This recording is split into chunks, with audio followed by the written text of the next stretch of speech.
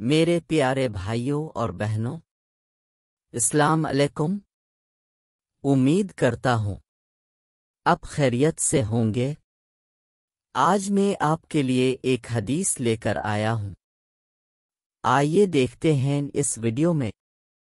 لیکن ویڈیو شروع کرنے سے پہلے ہمارا چینل سبسکرائب کر دیں۔ شروع کرتے ہیں۔ ایک آدمی نے رسول اللہ صلی اللہ علیہ وسلم سے پوچھا، کون سا اسلام بہتر ہے؟ اب صلی اللہ علیہ وسلم نے فرمایا کہ تو کھانا کھلائے اور ہر شخص کو سلام کرے، خواہ اس کو تو جانتا ہو یا نہ جانتا ہو۔ نبی کریم نے فرمایا، مجھے دوزخ دکھلائی گئی تو اس میں زیادہ تر عورتیں تھیں جو کفر کرتی ہیں۔ کہا گیا، اے رسول اللہ، کیا وہ اللہ کے ساتھ کفر کرتی ہیں؟ آپ نے فرمایا کہ خاوند کی ناشکری کرتی ہیں اور احسان کی ناشکری کرتی ہیں۔ اگر تم عمر بھر ان میں سے کسی کے ساتھ احسان کرتے رہو، پھر تمہاری طرف سے کبھی کوئی ان کے خیال میں ناگواری کی بات ہو جائے تو فوراً کہہ اٹھے گی کہ میں نے کبھی بھی تجھ سے کوئی بھلائی نہیں دیکھی۔ میں اس شخص علی رضی اللہ عنہ کی مدد کرنے کو چلا، راستے میں مجھ کو ابو بکرہ ملے۔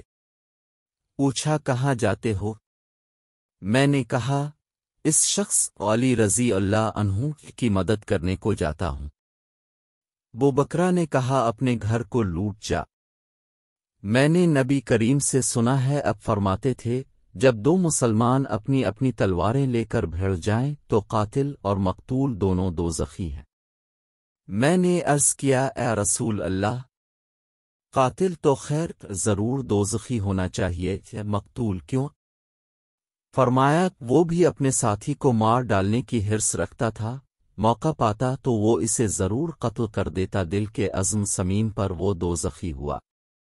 میں ابوذر سے ربضہ میں ملا، وہ ایک جوڑا پہنے ہوئے تھے اور ان کا غلام بھی جوڑا پہنے ہوئے تھا۔ میں نے اس کا سبب دریافت کیا تو کہنے لگے کہ میں نے ایک شخص یعنی غلام کو برا بھلا کہا تھا اور اس کی ماں کی غیرت دلائی یعنی گالی دی، تو رسول اللہ نے یہ معلوم کر کے مجھ سے فرمایا، اے ابوذر، تو نے اسے ماں کے نام سے غیرت دلائی، بے شک تجھ میں ابھی کچھ زمانہ جاہلیت کا اثر باقی ہے۔ یاد رکھو، ماتحت لوگ تمہارے بھائی ہیں۔ اللہ نے اپنی کسی مصلحت کی بنا پر انہیں تمہارے قبضے میں دے رکھا ہے، تو جس کے ماتحت اس کا کوئی بھائی ہو تو اس کو بھی وہی کھلائے جو اب کھاتا ہے، اور وہی کپڑا اسے پہنائے جو اب پہنتا ہے، اور ان کو اتنے کام کی تکلیف نہ دو کہ ان کے لیے مشکل ہو جائے، اور اگر کوئی سخت کام ڈالو تو تم خود بھی ان کی مدد کرو۔ جب سورۃ الانعام کی یہ آیت اتری، جو لوگ ایمان لائے اور انہوں نے اپنے ایمان میں گناہوں کی آمیزش نہیں کی، تو آپ کے اصحاب نے کہا، رسول اللہ، یہ تو بہت ہی مشکل ہے، ہم میں کون ایسا ہے جس نے گناہ نہیں کیا؟ تب اللہ پاک نے سورۃ لقمان کی یہ آیت اتاری، الشرک ظلم عظم، کہ بے شک شرک بڑا ظلم ہے۔ یہ تھی آج کی حدیث، اجازت دیں، اللہ حافظ۔